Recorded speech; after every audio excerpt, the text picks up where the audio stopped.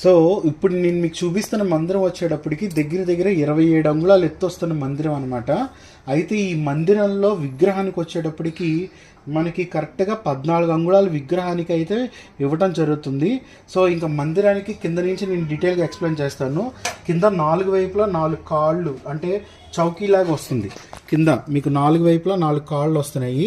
ఇంకా పైకి వచ్చేటప్పటికి చుట్టూ పద్మరేఖల్లాగా డిజైను, అలాగే ఇటు చూస్తే ఆర్చ్ డిజైన్ అనేది ఇవ్వటం, అంటే ఈ బేస్లో ఇవన్నీ కూడా సింహాసనానికి కింద భాగంలో ఇచ్చిన డిజైన్స్.